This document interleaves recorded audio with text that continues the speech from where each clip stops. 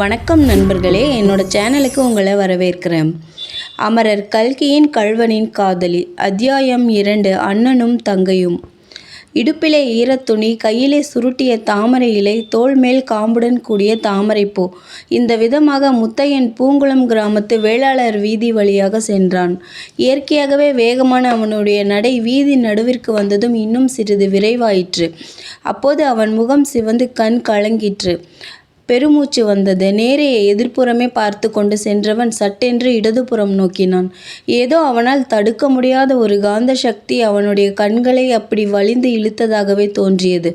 அவன் பார்த்த இடத்திற்கு நேரே வாசலில் பந்தல் போடப்பட்ட ஒரு வீட்டின் காமரா உள் தெரிந்தது.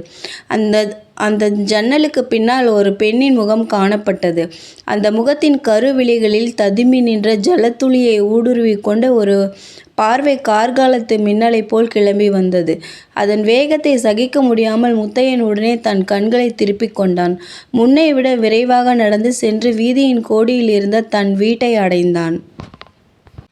அவன் வீட்டுக்குள் நுழைந்த போது சமையலறை உள்ளிருந்த இனிய பெண் குரலில் பாபநாசம் சிவன் பாடிய குந்தளவராளி கீர்த்தனம் பாடப்படுவது கேட்டது. உன்னை துதிக்க அருள்தா, இன்னிசையுடன் உன்னை துதிக்க அருள்தா. பாட்டை கேட்ட முத்தையன் தன்னை அறியாமல் உற்சாகத்துடன் தலையை ஆட்டினான்.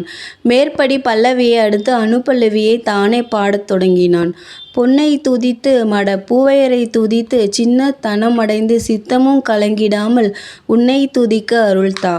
முத்தையன் இந்த அனுபல்லவியை பாடிக்கொண்டே ஈர வேஷ்டியை கொடியில் உலர்த்தி கொண்டிருந்தான். அப்போது சமையலறையின் கதவை சற்றே திறந்து கொண்டு ஒரு பெண் நிலைப்படியில் நின்றாள். அவளுக்கு வயது 14-15 இருக்கும். முகத்தில் குறுகுறுப்பு, கண்ணிலே விஷமம். அவளை பார்த்ததும் முத்தையனின் உடன் பிறந்தவளாய் இருக்க வேண்டுமென தெரிந்து கொள்ளலாம். முத்தையன் அனுபல்லவியை நிறுத்தியதும் அவள், அண்ணா, இந்த பாபநாசம் சிவன் ரொம்ப பொல்லாதவராய் இருக்க வேண்டும். அவர் என்ன எங்களை அப்படி திட்டுகிறார்? மட பூவையர் என்கிறாரே, ஸ்திரீகள் எல்லோரும் மடத்தனம் உள்ளவர்களா என்ன என்று கேட்டாள். முத்தையன் கலகலவென்று நகைத்தான். இல்லை அபிராமி, அதற்கு அப்படி அர்த்தமில்லை. மட பூவையர் என்றால் மடம் உள்ள ஸ்திரீகள் என்று அர்த்தம். மடம் என்பது ஸ்திரீகளுக்கு வேண்டிய 4 குணங்களில் ஒன்று. நாணம், அச்சம், மடம், பயிர்ப்பு. அதாவது முக்கியமாக உன்னை போல் வாயாடியாக இருக்கக்கூடாது என்றான். போ அண்ணா, நான் வாயாடிதான். நீ வாயே இல்லாத ஒரு ஊமை பெண் ஒருத்தியை கட்டிக்கொள். அது இருக்கட்டும், ஸ்திரீகள் பேசத்தான் படாதோ தவிர பாடலாமோ கூடாதோ? அதையாவது சொல்லிவிடு என்றாள் அபிராமி. அதற்கு அவன் பதிலை எதிர்பாராமலேயே சடக்கென்று சமையலறை உள்ளே போய் மேற்படி கீர்த்தனத்தின் சரணத்தை பாடத் தொடங்கினாள். முத்தையன் உலர்ந்த வேஷ்டி கட்டிக்கொண்டு நெற்றியில் சந்தன பொட்டு வைத்துக்கொண்டு கூடத்தில் போட்டிருந்த ஊஞ்சலில் உட்கார்ந்து ஆடலானான். அபிராமியுடன் சேர்ந்து சரணத்தின் பிற்பகுதியை அவனும் பாடினான். ஆனால் அவன் வாய்தான் பாடிற்றே தவிர மனம் சிந்தனையில் இருந்தது என்பதை அவன் முகம் காட்டிற்று. பாட்டு முடிந்ததும் அபிராமி மறுபடியும் நிலைப்படியண்டே வந்தாள். அண்ணா, ஒரு சமாச்சாரம் கேட்டாயா என்றாள். என்ன சமாச்சாரம்? எதிர் வீட்டு பூனைக்கு நாய்க்குட்டி பிறந்திருக்கிறது, அந்த சமாச்சாரம் தானே?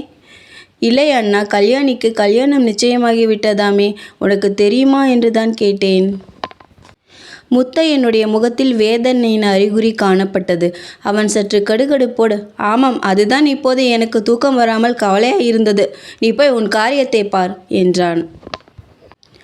மாப்பிள்ளை அப்படி ஒன்றும் கிழடு இல்லையாம் அண்ணா, 48 வயதுதான் ஆச்சாம் என்று சொல்லிவிட்டு குதித்து கொண்டு உள்ளே சென்றாள் அபிராமி. ஒரு நிமிஷத்துக்கெல்லாம் மறுபடி அவள் கதவண்டை முகத்தை காட்டி, அண்ணா, மாப்பிள்ளை தலையிலே எண்ணி 10 கருப்பு மயிர் தான் இருக்காம். வெள்ளெழுத்து இப்போதுதான் வந்திருக்காம். 10 அடி தூரத்துக்கு இருந்தால் தடவி பார்த்து எருமை மாடா மனுஷியாளா என்று கண்டுபிடிச்சிடுவாராம் என்று கூறிவிட்டு மறைந்தாள். மறுபடியும் திரும்பி நிலைப்படிக்கு வந்து, ரொம்ப பணக்கார மாப்பிள்ளையாம் அண்ணா. அவர் வீட்டிலே மரக்காலை போட்டுத்தான் பணத்தை அளப்பார்களாம். மூத்ததாரத்தின் நகைகள் மட்டும் 30,000 பெறுமாம். அவ்வளவு நகையும் கல்யாணிக்குத்தான் போட போகிறாராம். அடே அப்பா, கல்யாணியின் அழகுக்கு அவ்வளவு நகைகளையும் பூட்டிவிட்டால் தூக்கி கொண்டே போய்விடாதா என்று அடுக்கிக் கொண்டே போனாள். முத்தையனுக்கு நிமிஷத்துக்கு நிமிஷம் எரிச்சல் அதிகமாகிக் கொண்டே வந்தது. அவன், இந்த அபிராமி, உன்னை யார் இந்த கதையெல்லாம் கேட்டார்கள்? உள்ளே போய் உன் அடிப்பு காரியத்தை மட்டும் பார். நீ இங்கே வம்பு வளர்த்து கொண்டு நிற்பாய், அங்கே சாதம் கூழாய் போய்விடும் என்றான். இல்லை அண்ணா, என்னதான் சொன்னாலும் இந்த காலத்திலே பணம்தான் பெரியதாய் இருக்கிறது. அவர்கள் மேல் நாம் கோபித்து கொண்டு என்ன பண்ணுவது? கல்யாணியை இப்போது உனக்கு கட்டி கொடுத்தால் நம்மால் ஒரு பொன் சரடாவது பண்ணி போட முடியுமா? பணக்காரன் பேச்சு பந்தியிலே, ஏழை பேச்சு சந்தியிலே. இப்படி பேசிக்கொண்டே அபிராமி ஊஞ்சலின் அருகில் வந்துவிட்டாள். முத்தையனால் அதற்கு மேல் பொறுக்க முடியவில்லை. சட்டென்று எழுந்திருந்து அபிராமியின் கையை பிடித்து தரவென்று இழுத்து கொண்டு போய் சமையலறைக்குள் தள்ளினான். கதவை தடாலென்று சாத்தி நாதங்கியை போட்டுவிட்டு திரும்பினான். நன்றி. மீண்டும் அடுத்த அத்தியாயத்தில் சந்திப்போம்.